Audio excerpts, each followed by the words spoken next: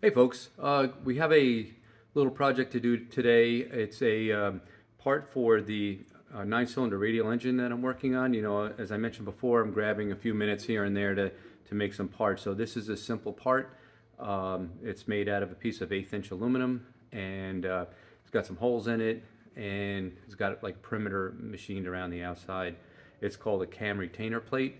Um, I was going to do this on the Bridgeport with a rotary table, but I decided to draw the thing up in Fusion and then set it up to get machined on the Tormach. So we'll go into Fusion, we'll get the part drawn up, then we'll figure out how to fixture and hold it in the Tormach, and then we'll machine the thing out, and I'll show you how we do that. You'll see that I'm not a wizard when it comes to Fusion, but I can get some simple parts done and get some basic tool paths pulled together so that we can get the part machined. And you'll see when we machine it that I'm going to be super conservative in my speeds and feeds. And the reason for that is I've had some issues on aluminum with chip welding and snapping, especially smaller end mills, snapping them off. So unfortunately, when I do this part, I'm going to use coolant, which means the doors are going to be closed. So you know the video on that part is just not that great, but you'll get the general idea. And as I get more experience on the Tormach and figure out speeds and feeds and which are the best end mills to use for the material that I'm cutting, maybe we can get some either mist cooling done or cut some stuff dry, and we'll get some better videos. So I hope you enjoy the video, and yeah, again, just a small, quick, simple part, but they're fun to do. Okay, here's the part I'm talking about. So it's this little guy right here. It's approximately a little less than 3 inches. Again, really simple part. It's 1/8" thick aluminum. There's 640 thousandths holes, or number 28 drills, that are located by these two bolt circles, a 1.5" diameter bolt circle and a 2 3/8 bolt circle. Then there is a 1-inch hole bored through the middle here, and then a 3/8 hole bored through. The 3/8 hole will take this little bushing that gets reamed to 250 thousandths after it gets pressed in. So I can adjust this diameter here to make sure I have a nice press fit here. So I'll make this part first, and then we'll tweak on this part to get it to fit nice. You see the outside is formed by these 1/4" radiuses, and then the lines are connected. So for any of you guys out there that may have a piece of advice, the one thing that I wasn't able to figure out, I'm sure I'm missing something, the connection point here, the apex of these two lines, seem to fall just below the outside of this bolt circle. The line is not on a tangent. You see it cuts through the bolt circle. There's no dimension given from, say, the center of this circle here to this, so it's just somewhere in space. This part, I think the drawing is 1-to-1. I could measure that. I looked on some of the other drawings. It doesn't appear that this point is critical. It just sort of floats in space. But I'd be interested to see if any of you folks can tell me that I missed something on this drawing, whether it's an angle here. It doesn't look like this is a right angle. So maybe it's just random. I'm not sure.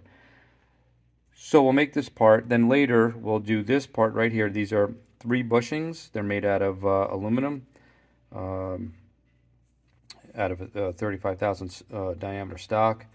I'll do that on the 10EE, and then down below here there's this little retainer. It's like a bushing retainer. There's a Delrin bushing, or like a little rub block that goes in here. So this is made out of brass hex stock. We'll make that also on the 10EE. I'll do that later. Today's focus is going to be this guy. So let's go over to Fusion and get this part drawn up. Alright, so we have Fusion open. Let's draw up that little part. The first thing that we need to do is to create a sketch. So I just clicked over here, create sketch. I'm going to put that sketch on the top plane right here. I'm going to select as a construction line because it's a bolt circle. We'll go to center diameter circle.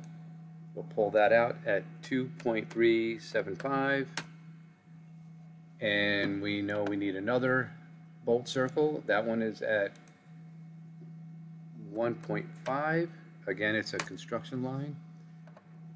Next, we're going to need some construction lines to give us this center line here, and you'll see what that is for in a minute. Okay, and we'll draw another one from here, go down. Okay, so now we get rid of the construction line type, and let's draw some circles that we need for our part. So we're going to create a circle, center diameter. Let's do the first one here, which is a 1-inch circle. We have another circle we have to create, which is right here, which is a 3/8 circle, right there. Now we need two smaller 140,000 circles, there, and we need another one, right there, 140. Okay, now we need to give some circles that are going to define the outer perimeter of the part. So according to the drawing, these are quarter-inch radius, so let's put a 0.5 circle there. Okay, so now we have to duplicate this, or do a circular pattern of three parts. 3 holes. So let's go to circular pattern. Right here it's telling us to select the object, so we're going to select this object. Let's zoom in there a little bit, this one and this one. The center point is going to be right there, and you can see it's already got 3, which is what we want, which is right here. You can tell it if you want 3 or 4, however many you want. We're good with that.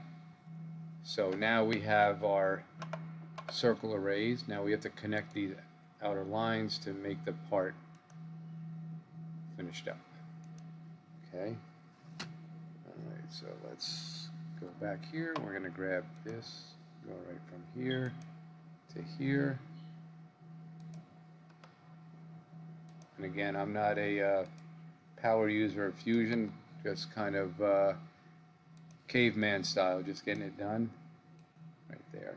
Okay, so now these lines are blue, which means that they're not constrained, so we have to come up here and constrain those. We're going to use the tangent constraint, which is going to move these lines to the tangent of those circles, right there and there, and here and here. This one is already, that symbol means it's tangent, and this one and this one. So now we're fully constrained and we have all of our elements that we need. We finished the sketch, and now we're going to extrude this. So we'll pick everything that we want to be extruded, which is that. We know it's an 1/8 of an inch, 125. Okay, so now we have our part. Okay, so the next step after that is going to be to get the toolpaths done. So we'll work on that and we'll bring you back for that. Okay guys, so I'm getting ready to get the part loaded into the Tormach, but I just thought I'd show you the setup sheet. So it goes through, it tells me what tools that I need, it tells me what the operations are. There's 7 operations to get this thing done. So what I did is I went and got the tools. Don't mind what's written here, that's for something else. So we're going to start off with the spotting drill. We're going to then go to the 140,000th drill in a key chuck. Then we have the 1/4 inch 3-flute end mill, and then the 3/8 end mill. And what I wound up doing is I took the part that we're going to machine, and I just glued it down using some super glue. Whoop, where are we at? To this little fixture. So hoping it holds. I've not done this before, so we're going to find out. All right, let me get it loaded in the chuck.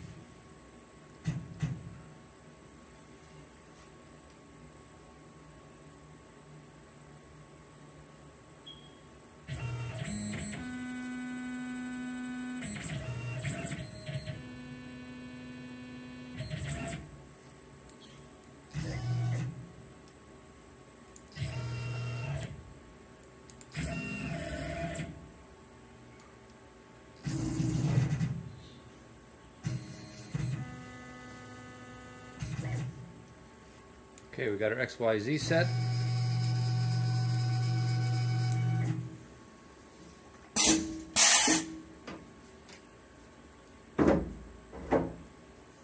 Alright, so we'll load up the program and we'll get going.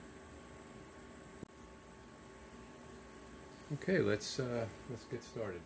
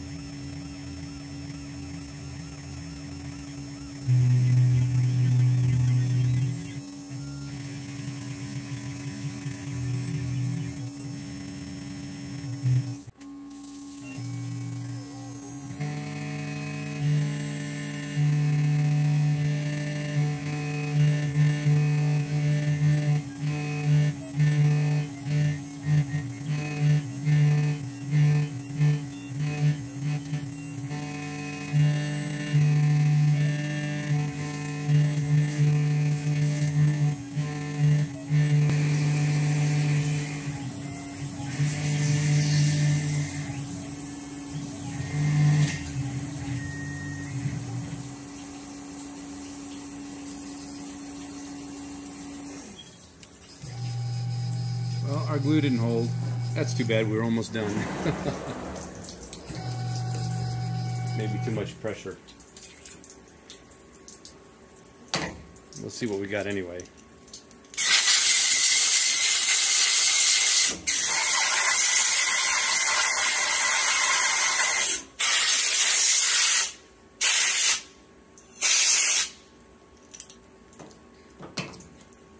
Well, the part looks pretty good. A couple things I have to fix. So the spot came down a little too far. The board holes look pretty good. Let's see. Yeah, maybe I could have done a little bit lighter cut on the on that profile. So, you know what we'll do is we'll clean this up, glue it up, and we'll give it another go. See how she comes out. All right, we'll try this one again.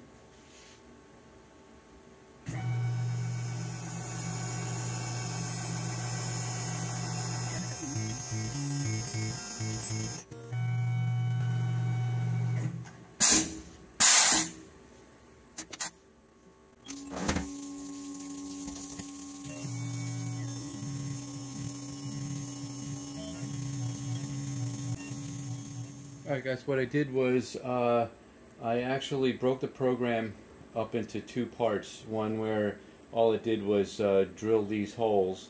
So this is a clearance hole for number 6, but what I did on this fixture plate below, drilled the clearance hole and then went through with a tap drill size and drilled it all the way through, and then I tapped these 3 holes for the number 6 and I screwed it down. So now when I do the perimeter machining, I'm not relying just on the super glue to hold it down, because you saw previously that, you know, there was enough pressure that it popped the part off. So now the next step is to just go ahead and load up the remainder of the program so that we can machine out the perimeter and the 2 holes that go in. I'll bring you back when I get that program loaded up. Alright guys, so we have the second operation for this thing, so let's see what happens.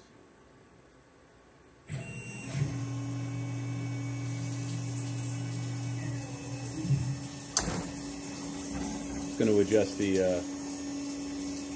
coolant a little bit, probably more coolant than I need.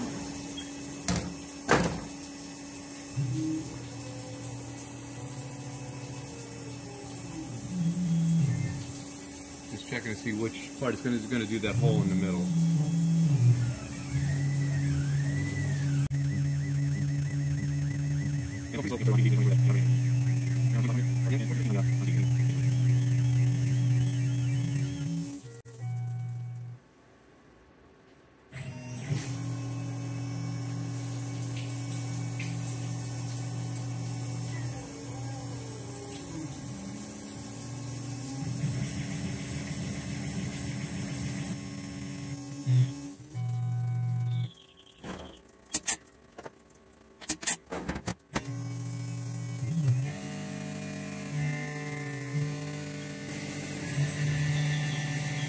Again, this is going to take longer than it should because I took really conservative cuts on it, thinking that, you know, the glue wasn't going to hold, which it didn't. But I didn't increase the rate. I can do it on the system now, but that's we'll let it go.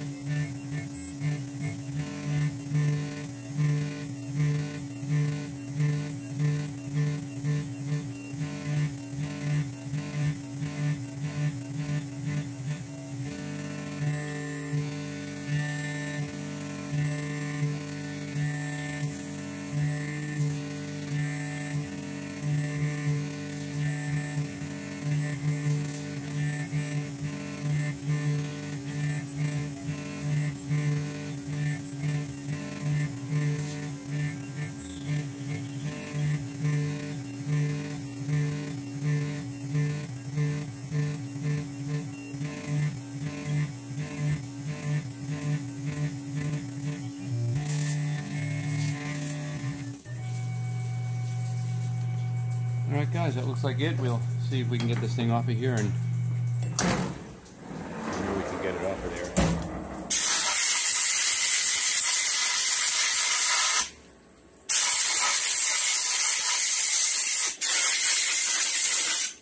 So I'm going to say that looks pretty good. I'll bring you in for a peek.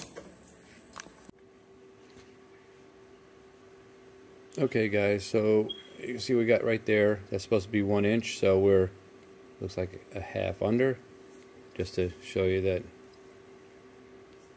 Okay, let's go back, we'll check it again. And there you have it. This hole is supposed to be 3/8. Let's see what we got here, hold on. I'll probably need to check this with my gauges. So it looks like we're undersized here.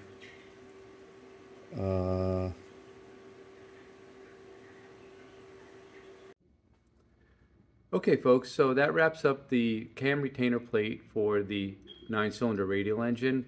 Start to finish, including fusion, creating the tool path, and then cutting the part was just under an hour, which I think is faster than I could have done it on the Bridgeport with the rotary table. I'm happy with the results. Part's perfectly good. The next step will be to do those few little parts on the 10EE, which hopefully I'll record, and we'll get those on a video up on the channel for that. The next video will probably be a quick update on the 61 Impala. I did some work on that over the weekend, so just keep you plugged into the progress on that project. Thanks for watching, and subscribe if you are so inclined. So thanks again.